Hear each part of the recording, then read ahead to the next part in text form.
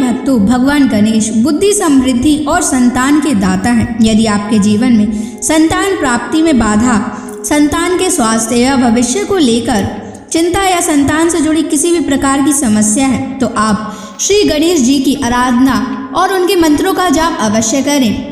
भगवान गणेश के मंत्रों का नियमित 108 बार जाप करने से आपके पुत्र पर बने हुए सारे संकट एक बार में ही खत्म हो जाएंगे और आपके पुत्र पर भगवान गणेश की असीम कृपा बनी रहेगी। इसलिए आज हम आपको भगवान गणेश का एक ऐसा चमत्कारी और प्रभावशाली मंत्र बताने जा रहे हैं, जिस मंत्र के नियमित 108 बार जाप करने से आपका पुत्र हमेशा खुश रहेगा और उसका स्वास्थ्य हमेशा अच्छा बना रहेगा।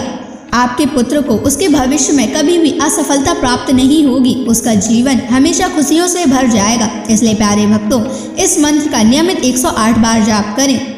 यह गणेश जी का अचूक मंत्र है, इसलिए इस मंत्र का नियमित 108 बार जाप करें। यदि आप इस मंत्र का नियमित 108 बार जाप करने में असफल हैं, तो आप इस वीडियो को अपने मोबाइल फ़ोन पर या स्पीकर पर चलाकर नियमित सुनें। अगर आप भगवान गणेश जी की असीम कृपा प्राप्त करना चाहते हैं और उनका आशीर्वाद अपने ऊपर बनाए रखना चाहते हैं, तो इस वीडियो को लाइक और चैनल को सब्सक्राइब जरूर कर दीजिए और कमेंट बॉक्स में जय श्री गणेश अवश्य लिख दीजिए। तो चलिए भक्तों, मंत्र का जाप करना प्रारंभ करते हैं। ओम ग्लौम गम गणपतये सर्वदुष्ट ग्रहे बाधा विनाशाय स्वाहा।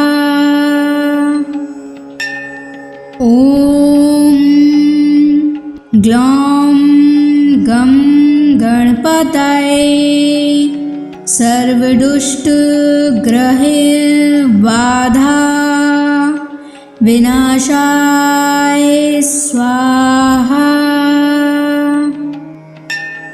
ओम ग्लौम गम गणपतये सर्वदुष्ट ग्रहे बाधा विनाशाय स्वाहा।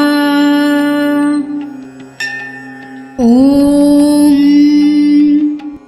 ग्लौम गम गणपतये सर्वदुष्ट ग्रहे बाधा विनाशाय स्वाहा। ओम ग्लौम गम गणपतये सर्वदुष्ट ग्रहे बाधा विनाशाय स्वाहा। ओम ग्लौम गम गणपतये सर्वदुष्ट ग्रहे बाधा विनाशाय स्वाहा। ओम ग्लौम गम गणपतये सर्वदुष्ट ग्रहे बाधा विनाशाय स्वाहा। ओम ग्लौम गम गणपतये सर्वदुष्ट ग्रहे बाधा विनाशाय स्वाहा। ओम ग्लौम गम गणपतये सर्वदुष्ट ग्रहे बाधा विनाशाय स्वाहा। ओम ग्लौम गम गणपतये सर्वदुष्ट ग्रहे बाधा विनाशाय स्वाहा। ओम ग्लौं गं गणपतये सर्वदुष्टग्रहबाधा विनाशाय स्वाहा। ॐ ग्लौं गं गणपतये सर्वदुष्टग्रहबाधा विनाशाय स्वाहा। ॐ ग्लौं गं गणपतये सर्वदुष्टग्रहबाधा विनाशाय स्वाहा। ॐ ग्लौं गं गणपतये सर्वदुष्टग्रहबाधा विनाशाय स्वाहा। ॐ ग्लौं गं गणपतये सर्वदुष्टग्रहबाधा विनाशाय स्वाहा। ॐ ग्लौं गं गणपतये सर्वदुष्टग्रहबाधा विनाशाय स्वाहा। ॐ ग्लौं गं गणपतये सर्वदुष्टग्रहबाधा विनाशाय स्वाहा। ॐ ग्लौं गं गणपतये सर्वदुष्टग्रहबाधा विनाशाय स्वाहा। ॐ ग्लौं गं गणपतये सर्वदुष्टग्रहबाधा विनाशाय स्वाहा। ॐ ग्लौं गं गणपतये सर्वदुष्टग्रहबाधा विनाशाय स्वाहा। ॐ ग्लौं गं गणपतये सर्वदुष्टग्रहबाधा विनाशाय स्वाहा।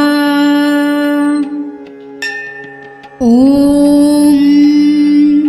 ग्लौं गं गणपतये सर्वदुष्टग्रहबाधा विनाशाय स्वाहा।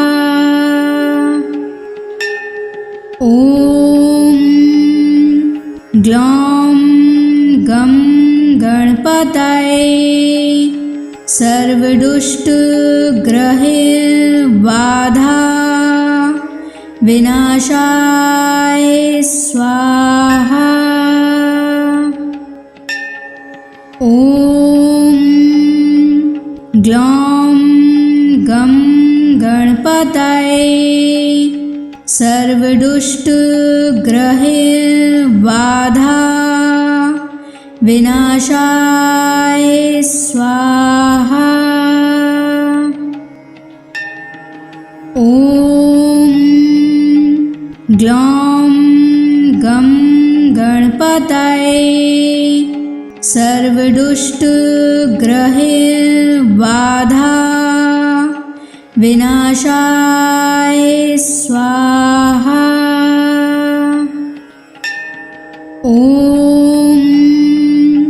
ग्लौं गं गणपतये सर्वदुष्टग्रहैर्बाधा विनाशाय स्वाहा। ॐ ग्लौं गं गणपतये सर्वदुष्टग्रहैर्बाधा विनाशाय स्वाहा। ॐ ग्लौं गं गणपतये सर्वदुष्टग्रहैर्बाधा विनाशाय स्वाहा। ॐ ग्लौं गं गणपतये सर्वदुष्टग्रहैर्बाधा विनाशाय स्वाहा। ॐ ग्लौं गं गणपतये सर्वदुष्टग्रहैर्बाधा विनाशाय स्वाहा। ॐ ग्लौं गं गणपतये सर्वदुष्टग्रहैर्बाधा विनाशाय स्वाहा। ॐ ग्लौं गं गणपतये सर्वदुष्टग्रहैर्बाधा विनाशाय स्वाहा। ॐ ग्लौं गं गणपतये सर्वदुष्टग्रहैर्बाधा विनाशाय स्वाहा। ॐ ग्लौं गं गणपतये सर्वदुष्टग्रहैर्बाधा विनाशाय स्वाहा। ॐ ग्लौं गं गणपतये सर्वदुष्टग्रहैर्बाधा विनाशाय स्वाहा। ॐ ग्लौं गं गणपतये सर्वदुष्टग्रहैर्बाधा विनाशाय स्वाहा। ॐ ग्लौं गं गणपतये सर्वदुष्टग्रहैर्बाधा विनाशाय स्वाहा। ॐ ग्लौं गं गणपतये सर्वदुष्टग्रहैर्बाधा विनाशाय स्वाहा। ॐ ग्लौं गं गणपतये सर्वदुष्टग्रहैर्बाधा विनाशाय स्वाहा। ॐ ग्लौं गं गणपतये सर्वदुष्टग्रहबाधा विनाशाय स्वाहा। ॐ ग्लौं गं गणपतये सर्वदुष्टग्रहबाधा विनाशाय स्वाहा। ॐ ग्लौं गं गणपतये सर्वदुष्टग्रहबाधा विनाशाय स्वाहा। ॐ ग्लौं गं गणपतये सर्वदुष्टग्रहबाधा विनाशाय स्वाहा। ॐ ग्लौं गं गणपतये सर्वदुष्टग्रहबाधा विनाशाय स्वाहा। ॐ ग्लौं गं गणपतये सर्वदुष्टग्रहबाधा विनाशाय स्वाहा। ॐ ग्लौं गं गणपतये सर्वदुष्टग्रहबाधा विनाशाय स्वाहा। ॐ ग्लौं गं गणपतये सर्वदुष्टग्रहबाधा विनाशाय स्वाहा। ॐ ग्लौं गं गणपतये सर्वदुष्टग्रहबाधा विनाशाय स्वाहा। ॐ ग्लौं गं गणपतये सर्वदुष्टग्रहबाधा विनाशाय स्वाहा। ॐ ग्लौं गं गणपतये सर्वदुष्टग्रहबाधा विनाशाय स्वाहा। ॐ ग्लौं गं गणपतये सर्वदुष्टग्रहबाधा विनाशाय स्वाहा।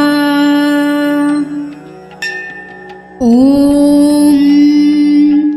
ग्लौं गं गणपतये सर्वदुष्टग्रहबाधा विनाशाय स्वाहा। ॐ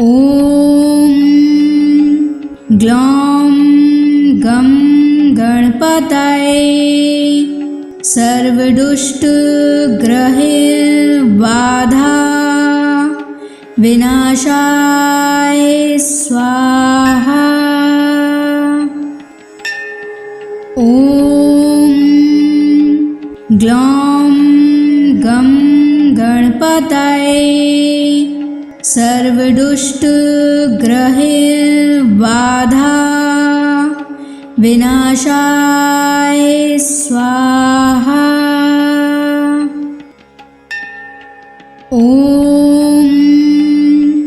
ग्लौं गं गणपतये सर्वदुष्टग्रहबाधा विनाशाय स्वाहा।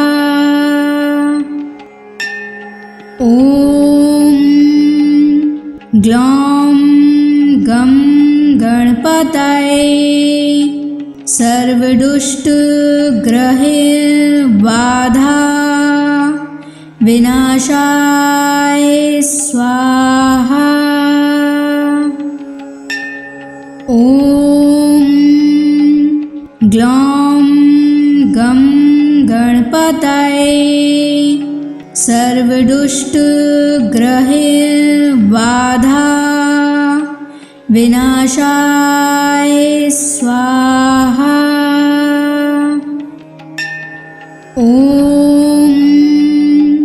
ग्लौं गं गणपतये सर्वदुष्टग्रहबाधा विनाशाय स्वाहा। ॐ ग्लौं गं गणपतये सर्वदुष्टग्रहबाधा विनाशाय स्वाहा। ॐ ग्लौं गं गणपतये सर्वदुष्टग्रहबाधा विनाशाय स्वाहा। ॐ ग्लौं गं गणपतये सर्वदुष्टग्रहबाधा विनाशाय स्वाहा। ॐ ग्लौं गं गणपतये सर्वदुष्टग्रहबाधा विनाशाय स्वाहा। ॐ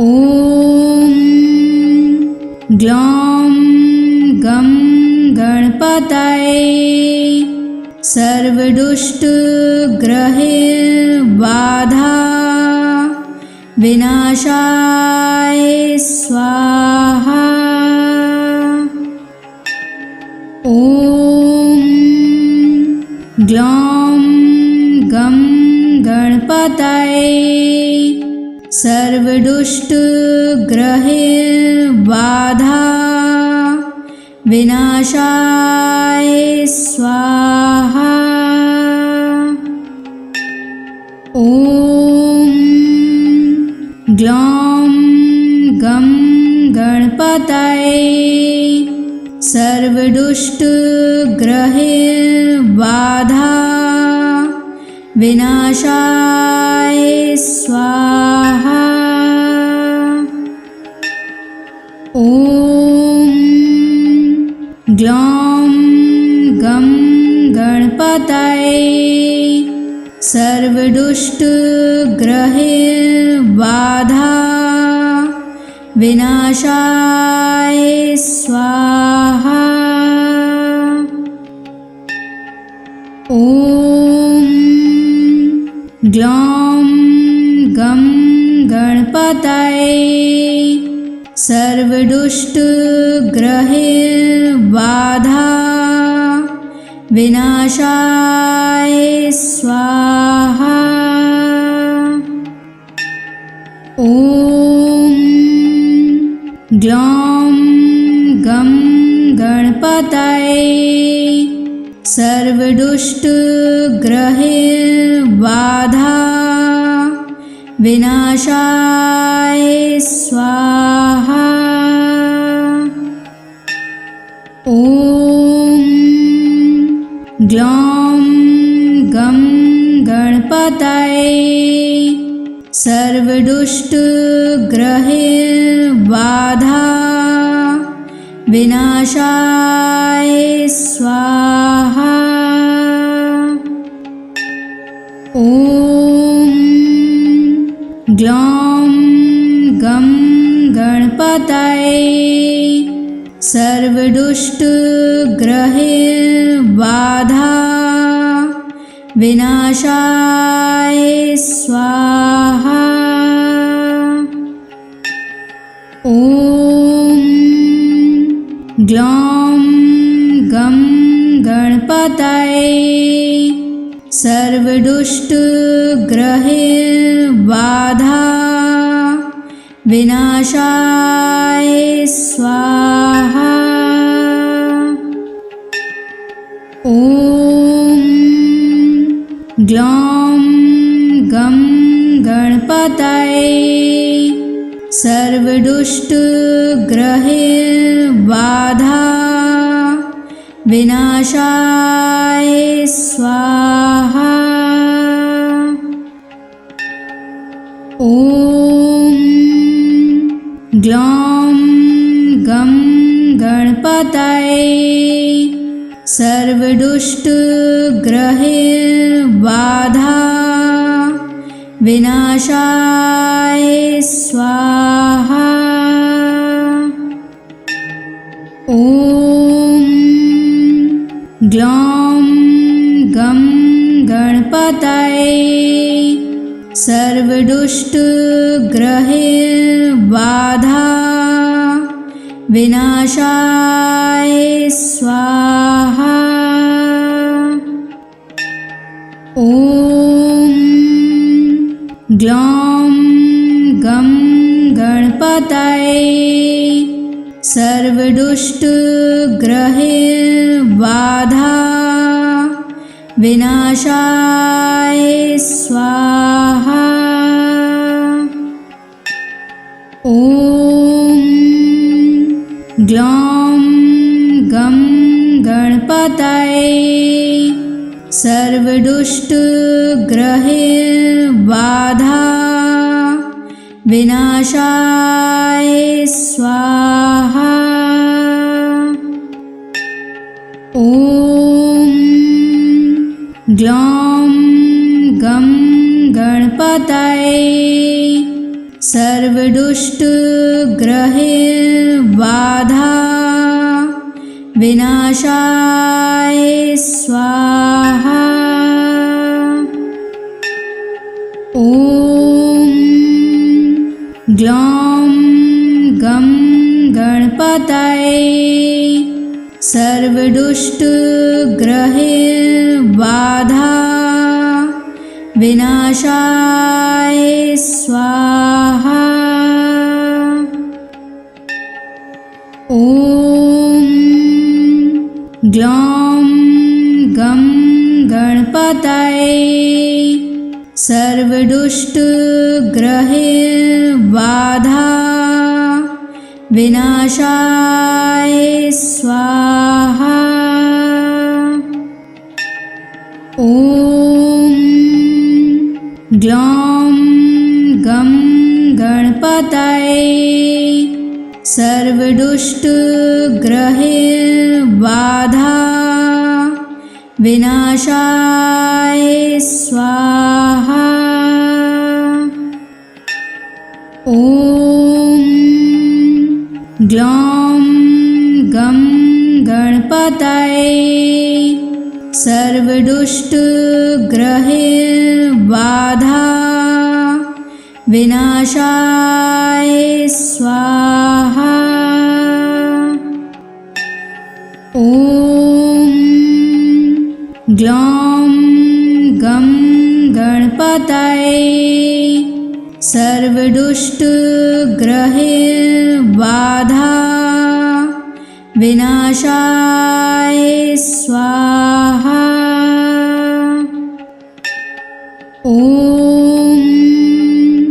ग्लौं गं गणपतये सर्वदुष्टग्रहबाधा विनाशाय स्वाहा। ॐ ग्लौं गं गणपतये सर्वदुष्टग्रहबाधा विनाशाय स्वाहा। ॐ ग्लौं गं गणपतये सर्वदुष्टग्रहबाधा विनाशाय स्वाहा। ॐ ग्लौं गं गणपतये सर्वदुष्टग्रहबाधा विनाशाय स्वाहा। ॐ ग्लौं गं गणपतये सर्वदुष्टग्रहबाधा विनाशाय स्वाहा। ॐ ग्लौं गं गणपतये सर्वदुष्टग्रहबाधा विनाशाय स्वाहा। ॐ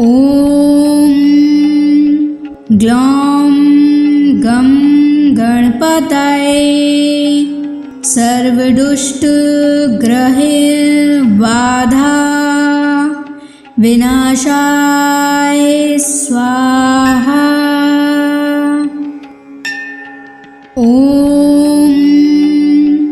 ग्लौं गं गणपतये सर्वदुष्टग्रहबाधा विनाशाय स्वाहा। ॐ ग्लौं गं गणपतये सर्वदुष्टग्रहबाधा विनाशाय स्वाहा। ॐ ग्लौं गं गणपतये सर्वदुष्टग्रहबाधा विनाशाय स्वाहा। ॐ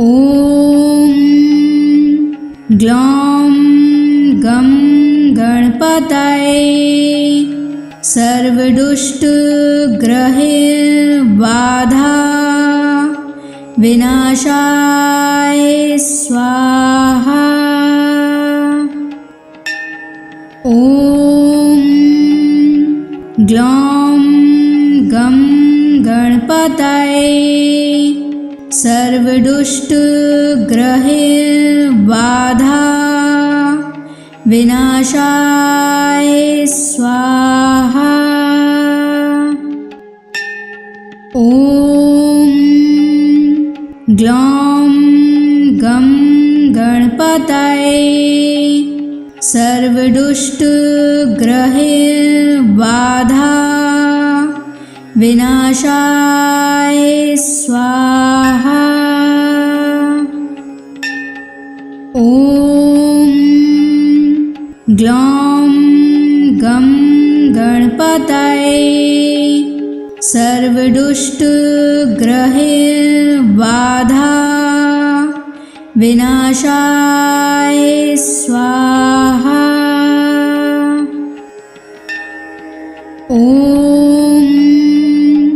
ग्लौं गं गणपतये सर्वदुष्टग्रहैर्बाधा विनाशाय स्वाहा। ॐ ग्लौं गं गणपतये सर्वदुष्टग्रहैर्बाधा विनाशाय स्वाहा। ॐ ग्लौं गं गणपतये सर्वदुष्टग्रहैर्बाधा विनाशाय स्वाहा। ॐ ग्लौं गं गणपतये सर्वदुष्टग्रहैर्बाधा विनाशाय स्वाहा। ॐ ग्लौं गं गणपतये सर्वदुष्टग्रहैर्बाधा विनाशाय स्वाहा। ॐ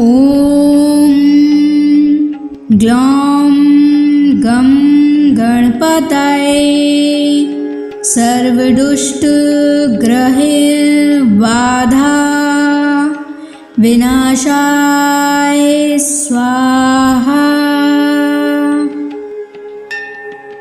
ॐ ग्लौं गं गणपतये सर्वदुष्टग्रहैर्बाधा विनाशाय स्वाहा। ॐ ग्लौं गं गणपतये सर्वदुष्टग्रहैर्बाधा विनाशाय स्वाहा। ॐ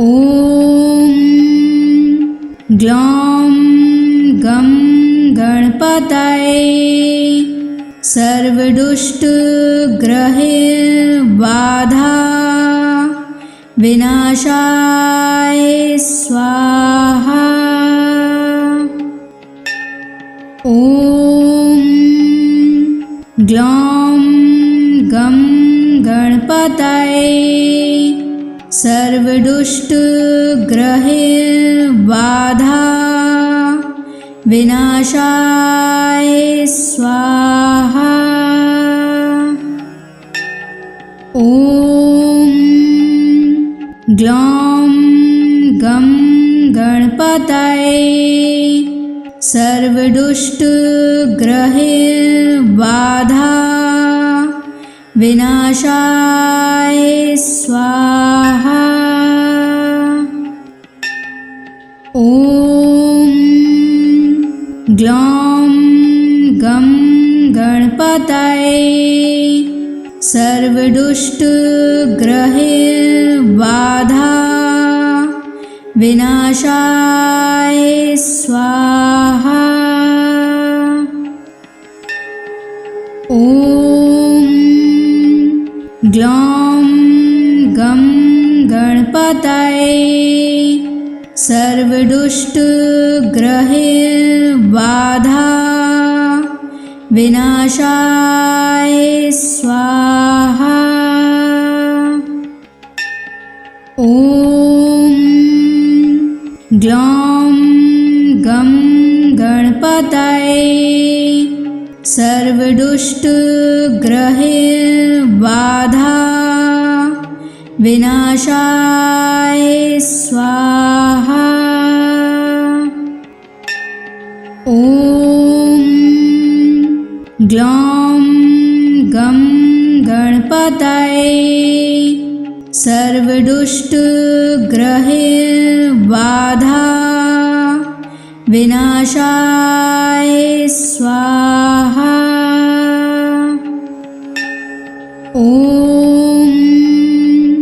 ग्लौं गं गणपतये सर्वदुष्टग्रहबाधा विनाशाय स्वाहा। ॐ ग्लौं गं गणपतये सर्वदुष्टग्रहबाधा विनाशाय स्वाहा। ॐ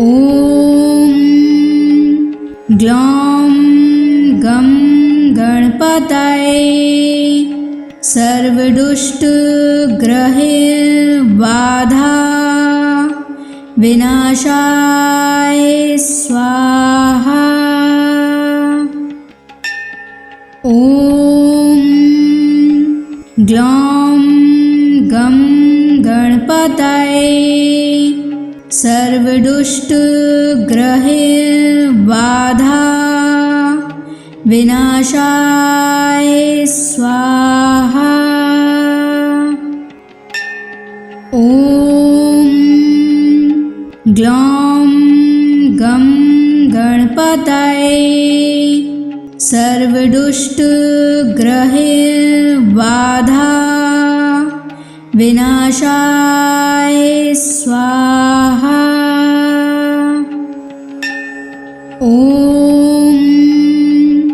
ग्लौं गं गणपतये सर्वदुष्टग्रहबाधा विनाशाय स्वाहा। ॐ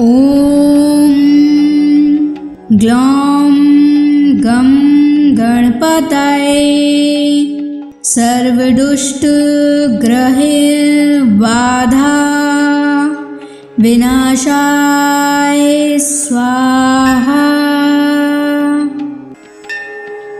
ॐ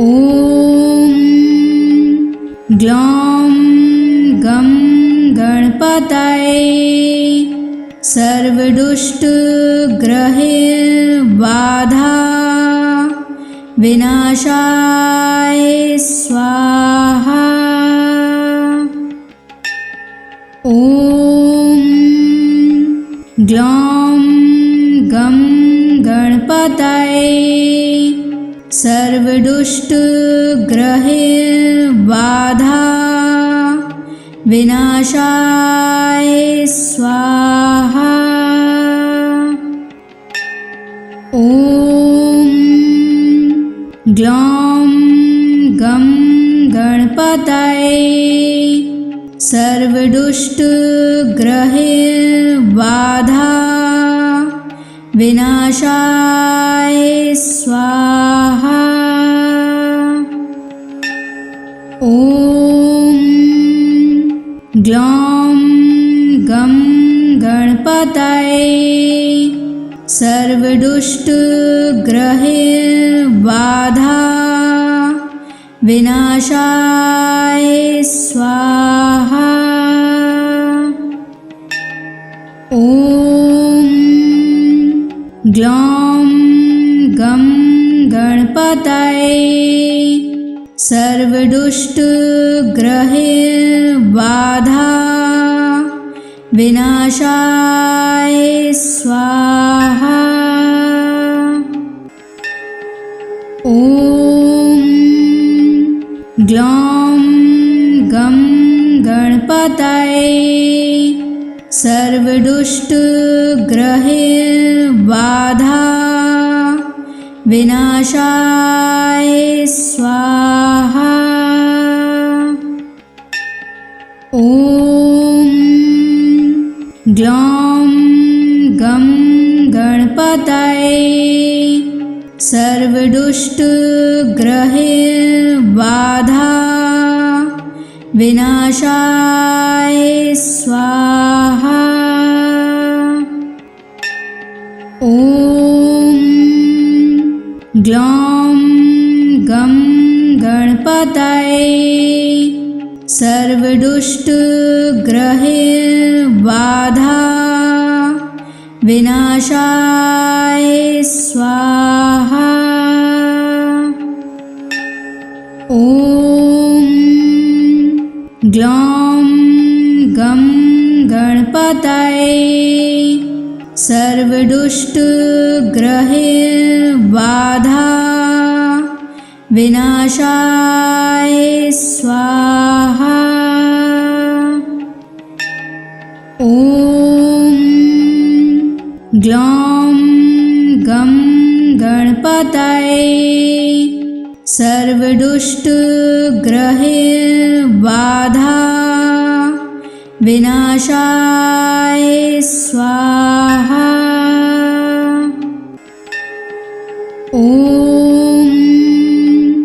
ग्लौं गं गणपतये सर्वदुष्टग्रहैर्बाधा विनाशाय स्वाहा।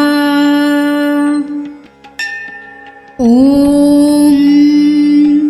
ग्लौं गं गणपतये सर्वदुष्टग्रहैर्बाधा विनाशाय स्वाहा। ॐ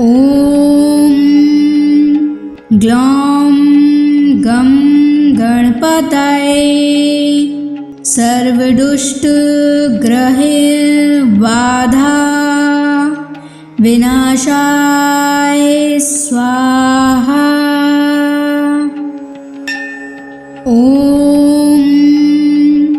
ग्लौं गं गणपतये सर्वदुष्टग्रहैर्बाधा विनाशाय स्वाहा। ॐ ग्लौं गं गणपतये सर्वदुष्टग्रहैर्बाधा विनाशाय स्वाहा। ॐ ग्लौं गं गणपतये सर्वदुष्टग्रहैर्बाधा विनाशाय स्वाहा। ॐ ग्लौं गं गणपतये सर्वदुष्टग्रहैर्बाधा विनाशाय स्वाहा। ॐ ग्लौं गं गणपतये सर्वदुष्टग्रहैर्बाधा विनाशाय स्वाहा। ॐ ग्लौं गं गणपतये सर्वदुष्टग्रहैर्बाधा विनाशाय स्वाहा। ॐ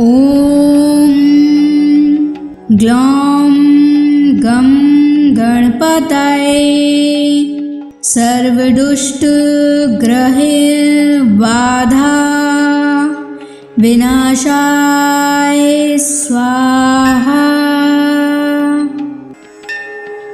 ॐ ग्लौं गं गणपतये सर्वदुष्टग्रहैर्बाधा विनाशाय स्वाहा। ॐ ग्लौं गं गणपतये सर्वदुष्टग्रहैर्बाधा विनाशाय स्वाहा। ॐ ग्लौं गं गणपतये सर्वदुष्टग्रहबाधा विनाशाय स्वाहा। ॐ ग्लौं गं गणपतये सर्वदुष्टग्रहबाधा विनाशाय स्वाहा। ॐ ग्लौं गं गणपतये सर्वदुष्टग्रहबाधा विनाशाय स्वाहा। ॐ